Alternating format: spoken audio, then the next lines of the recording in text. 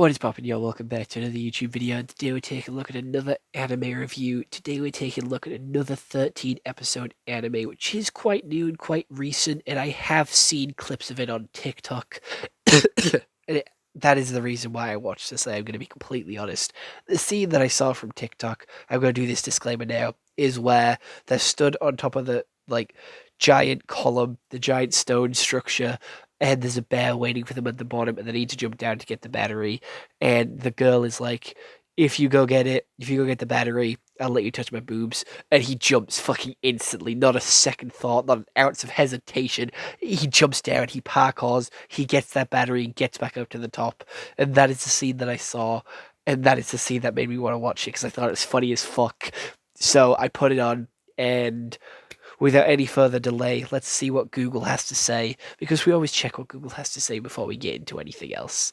So, Heavenly Delusion is one season with 13 episodes, all roughly around 13 minutes each. So, 20 minutes each, so you can watch it in one day.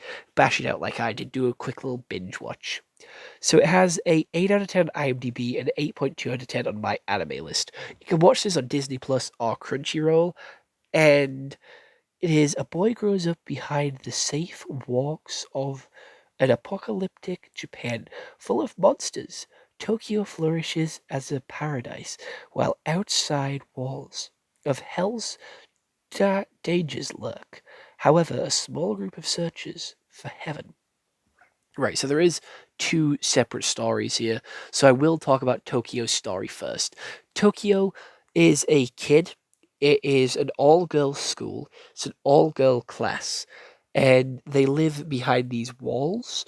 And they're in like a science research facility school type thing. They all have the same uniform, and each one of these and they all have like the same uniform. Each one of these kids has like a different personality trait, like there's a sporty one, and they all have different abilities. Like there's a frog girl, there is a dog girl, there is a girl which can make you see your biggest fears. There is a girl that's really good at drawing, and the drawings that she does becomes monsters in hell, and I don't think she realizes it.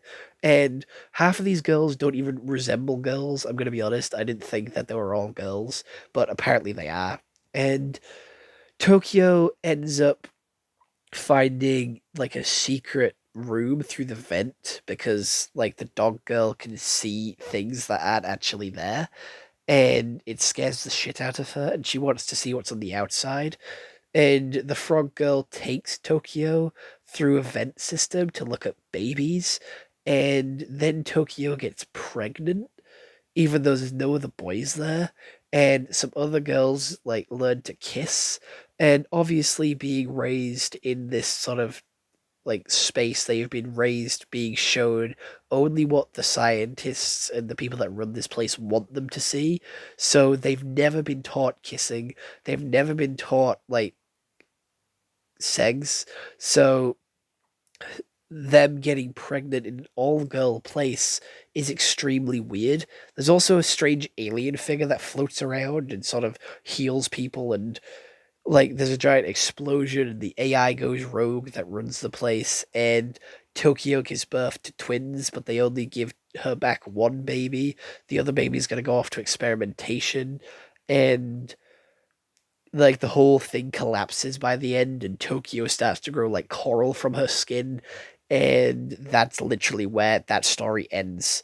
Also, like four kids leave. They manage to escape through the hole in the wall, and they don't make it back. That's where that story ends. The second story is with a boy and a girl, but the girl has a very strange backstory because she was a go-kart racer who got attacked by like a man-eater, which is the monster of this world. And he was originally a boy, and then his brain got put into his sister's body, which is really fucking weird. And now she's on a mission to find the scientist, find the logo that's on her gun, and also best friend. And she agrees to be a bodyguard for this kid, and they go on a big journey, and they end up going to like a standard anime stereotype hot spring, and they fight like a demon. They fight like one of the monsters, and we learn that the boy can touch these monsters and kill them just from touching them, and the girl has like a Miku beam, which is obviously the gun. They get into a load of different conflicts, a load of different troubles, obviously, in this apocalyptic wasteland. They get robbed, they get scammed, they get tricked, they find a bear, they sort of do this, that, and the other, and they end up finding this place where they meet Robin, her best friend, and he ends up being very, very disgusting to her and sexually like assaults her in like the final two episodes, and like the guy comes in and saves her, and then they go off and sort of that's where it ends. They get in the car and they drive away. Very two different stories, very two different sides of this apocalypse, and I wasn't really interested in the school story, I'm gonna be honest. I thought the school story was very boring, but these two stories are very different and they're not interconnected at all, other than the two main characters from both sides of the story are supposedly related because they look identical. Like, that is the whole point. That guy who's on the outside in quote unquote hell, he looks exactly the same as Tokyo, and like he's looking for Tokyo, I do believe. And it's just, I think that's how the stories are connected. And we're obviously going to find all this out in season two, but I think the world building and the threat is really subtly built up and really nicely sort of created with like the music and with the slow integration of these like man eaters and like learning about how these man eaters work, how their powers work, and just learning about all the threats of this apocalypse. We don't know how this apocalypse started, like it doesn't give us any backstory on that because all we know is these characters were born after the apocalypse. So the apocalypse is already established. The apocalypse is already set up. So we already have like all the dynamics set. So we don't really know much about life before the apocalypse or how the apocalypse started. However, going back to the school, I think they set up threat in a different way, with it being so perfect and so scheduled and so set and so safe that it's very ominous and leaves sort of mystery there, because we have the kids not knowing what's behind certain doors, having a strict schedule and having a load of rules that they have to follow. And obviously, that is a recipe for disaster. That is a recipe for like child experimentation.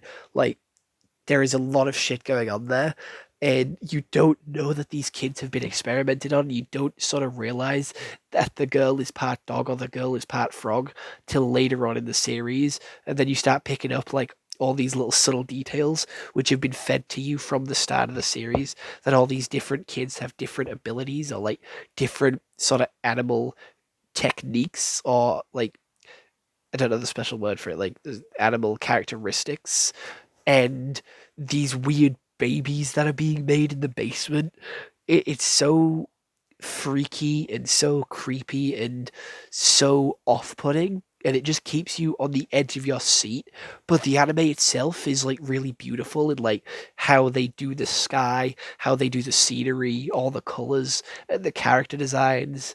It just looks really nice, and it also feeds us that sense of like false state of security, false sense of like hope and sort of safety, because like there's all these monsters which look pretty badass in my opinion. I think the monsters look pretty cool. I don't think the monsters are that scary, but it still does obviously pose a threat, and you can obviously see that threat through the screen and through how it's shown, and just with the monsters and how they sort of act, it just puts like a lot of mystery behind it. Like, I was shocked. Like, I was shit. Like, I was pointing at the screen. I was like, "Holy shit! He drew that monster!" Because the kid that's good at drawing was inside the facility, and he drew like a fish with a load of arms. We then cut back to like our main guys on the outside, like a couple of episodes later, and they're fighting this fish with like arms, and I was like, holy shit! He drew that. Like, what's his power? And we don't actually find out his power, but I'm guessing that's he has something to do with drawing. What he draws becomes like a man eater in the outside world. I don't know. These kids are weird. These kids have special superpowers. It's very Stranger Things vibe. It's very Stranger Things sort of core and like aesthetic with this whole sort of school thing and this science lab. So that's what I'm guessing. It's sort of going with like a very sort of Stranger Things esque. I'm not saying it's copying Stranger Things. I'm not saying that at all. I'm just saying it's got the Stranger Things vibe to it, with the sort of character arc and the stories of these characters having like special abilities, and these scientists are sort of working on them and sort of experimenting with them and trying to create like this perfect society. The dog girl is very creepy. I thought it was just ears. Like I didn't think it was her ears. I thought it was hair. I thought it was her hair that stuck out, and then people started pulling on them, and you saw that they were ears. And then after that, like she uses them to sort of hear sounds around her. It's so strange, like how good they are at keeping these sort of subtle little details hidden. Like all the evidence is there. Like all these sort of details are there. You just need to see it to piece it all together, and it's just a really good mystery and a really good story, which is built up through show don't tell, and it has some really nice payoffs and some really satisfying payoffs with how everything works out and sort of fits together. It's very satisfying to uncover all these secrets and learn all about these characters, and as you watch it sort of discover more and more. And I have a good feeling that our main character on the outside, he actually was supposedly in this sort of facility but escaped, or was like lost or forgotten, and I don't know, he somehow got out. And that is what I'm putting money on. That is what I'm putting bets on. But overall, I think this anime is really good, and I am going to give it a 9 out of 10 because I'm very, very, very invested in the story, and I'm very excited to see where it goes.